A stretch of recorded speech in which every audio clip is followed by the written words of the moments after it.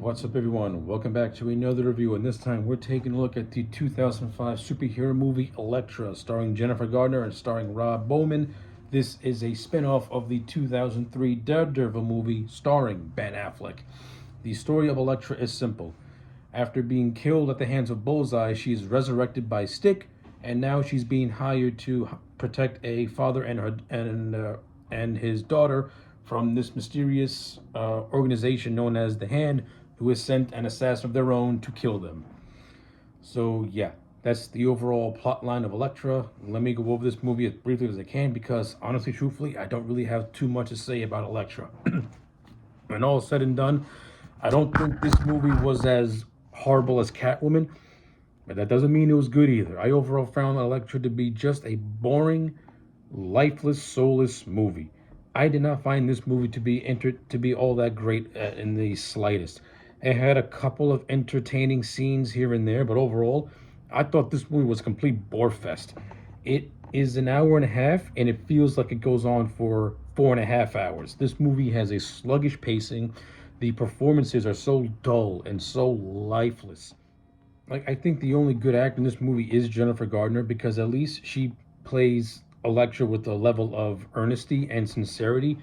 I preferred how she played Elektra in the Daredevil movie because she gave her more life and more charisma, and she had Ben Affleck to bounce off of. In this one, she doesn't really have that many talented actors except for maybe Terrence Stamp as Stick, but Elektra and Stick share very, very few scenes in this movie. And Jennifer Gardner is basically stuck with this child actress who's okay, and this guy who plays the dad who is just as boring as a bucket of water. Like, the majority of this movie is just people talking. This is Talking the Movie, part 17, and it is a bore. Like, let's see, let's say the first 2 minutes where Elektra kills this guy played by Jason Isaacs.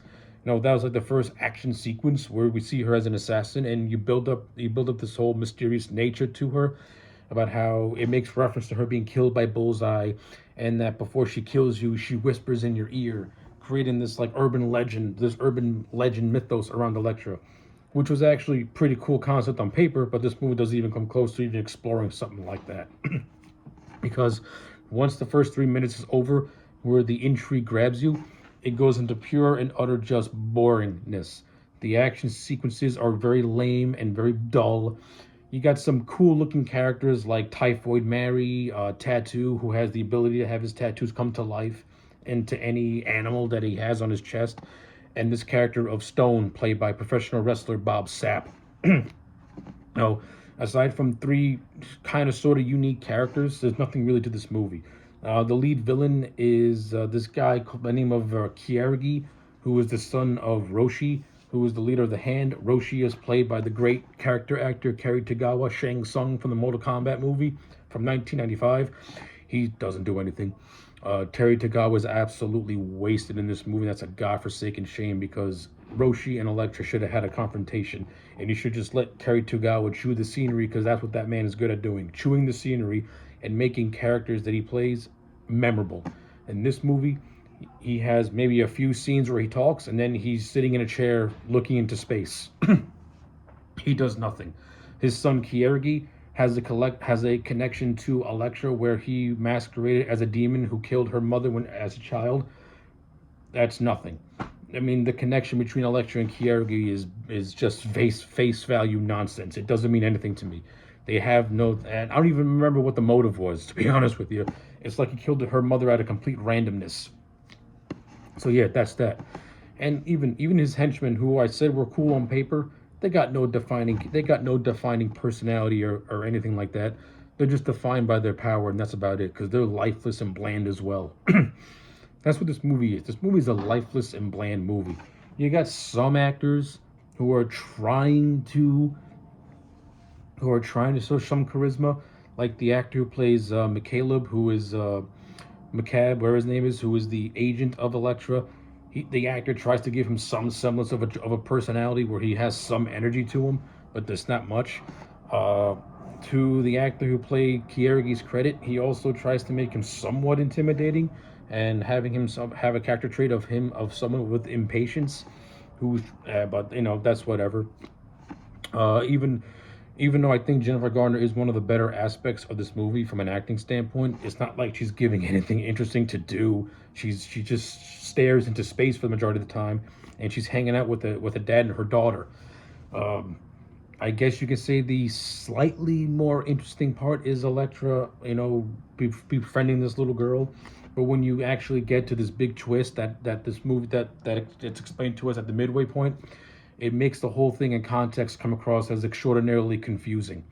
So basically, Elektra is hired by a client to assassinate this dad and his daughter. It's later revealed that it was actually Stick who hired Elektra to do this as a way of testing her and having her gain a sense of empathy for these people that she has to kill. But because she's grown attached to them, she can't bring herself to do it. That is so convoluted and so confusing. It would have made more sense if the hand was already after this father and daughter, and Stick tells Elektra, listen, you have to protect these people. You have to protect these people at all cost. And we already see Elektra, who has no empathy within inside of her ever since she was resurrected. She's all about rage and anger. This whole movie is about Elektra trying to shed the rage and anger and develop empathy. It would have been more suited if Stick had Elektra just tell her, listen, you have to watch these people. You have to protect these people. Use your anger and your rage to protect these people. And throughout the course of the movie, then that's where you see Elektra start to show her empathy and develop the relationship that she has with Abigail. Instead, the movie does it in a very confused way, where it almost makes Stick into a villain, and which is utterly and totally confusing. I thought that was stupid. In the context of the movie, it sucked. I mean, listen, I like Terrence Stamp, Neil before Zod. In the brief scenes he was in as Stick, potential was there, but it was completely and utterly wasted. uh, this movie has a connection to the Daredevil movie, and Daredevil doesn't even have a cameo. Now, I get this is a deleted scene with Ben Affleck, and I only saw the theatrical version. Honestly, that deleted scene is not canon. Now, if that deleted scene was in the movie, then yeah, it would have given this movie a little bit more context for certain elements and make it feel like it's in a more connected universe instead of being disjointed.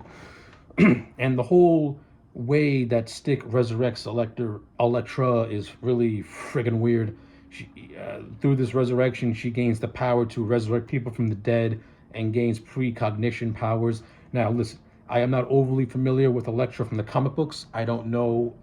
I just know that she's a very skilled assassin. She's the on-again, off-again love interest of Daredevil, and that she was killed by Bullseye. My knowledge of Elektra is basically through the Daredevil movie. Other than that, I don't know much. I know that she's created by the great Frank Miller before he became a psychopath, but that's about it. I just know like the bare bones of Elektra. I know that she's one of the best assassins in the Marvel universe, but I just don't know that much of her story or what she does. I mean, the way the movie presents her is like she's a mutant, basically, which is weird because I don't think Elektra is a mutant in the comic books. I could be wrong. I don't know. I'm not a big Elektra fan to know. I'm not an Elektra expert. But I can tell you that I think it sucks and that it's not needed. Elektra's power should be that she's good at what she does, which is killing. Unfortunately, we don't get to see a lot of that in this movie, where we see Elektra do her thing, which is killing. I mean, in the third act, you do get some of that, but it's not really done in any interesting or creative ways. The only good action sequence in this movie is not even a good action sequence. It's just a cool visual of Elektra in a stark red outfit walking through this room that is like covered in white sheets. Like it's the contrast with the bright red against the white sheets. It's a cool image. The fight scene is not cool. The fight scene is kind of boring and kind of forgettable and kind of bland. Even the hedge maze scene where Tattoo unleashes snakes to try and kill Abigail. Even that shit is boring too. Yeah, the action sequences in this movie is forgettable. The acting in this movie is so boring and so generic. Jennifer Garner only stands out because she has a prior relationship to the character of Elektra, but you can also tell in her performance that she does not even want to be in this movie. she's giving the performance of somebody who is contractually obligated to do something that she doesn't want to do, and it shows. I do give the movie some credit for giving Elektra some sort of a personality by having her be OCD, and you see that in certain scenes where she rearranges certain objects and certain things in certain ways. Okay, that was decent. It gives her a more human side, a more human quality. Okay, I can live with that. In terms of this movie's production, this movie was made on a budget between 42 million and 65 million, and it looks like it was made for 2 million on a TV for TV. This looks like a made for TV movie. Rob Bowman, who made this thing, he is not a good action director. He's not a good theatrical director. A lot of this movie just looks so just plain, so stock, so generic. The cinematography looks unappealing. You know, there's a lot of moments in this movie where the cinematography is so dark you can barely make out what's happening. I mean, it's bad. From a production standpoint, this is not a visually pleasing movie. It's a ugly looking movie with some bright spots that are peppered all throughout. But even that doesn't save this thing.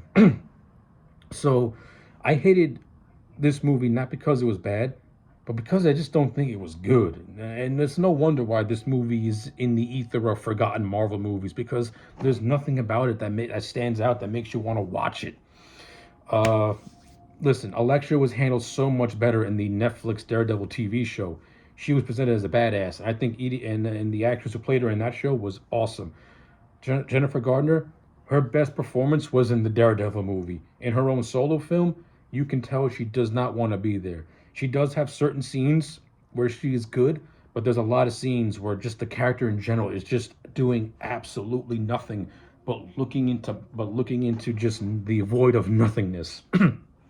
So yeah, with all that being said, Elektra to me is a solid 2 out of 10. This is a boring, forgettable movie with really nothing to really latch onto. It gets the character of Elektra wrong. Its portrayal of certain characters is also kind of meh, and it pays for a meh movie. So yeah, I'm gonna give, you know what? Forget that, because I'll say this: at least Elektra is more watchable than Catwoman, because the Catwoman's a piece of shit. At least this movie takes itself seriously. It maybe takes itself too seriously. I think Elektra should have been more off the tone of Daredevil, in which it's a serious movie, but you still got some fun moments in it. Elektra does not have any of that. So I'll give it a 3 out of 10. I'll be generous and give Elektra a 3 out of 10, but that's as high as I'm going to go. So yeah, those are my thoughts on Elektra. Let me know yours in the comment sections down below. Like the video and subscribe, and I'll check you back next time for more.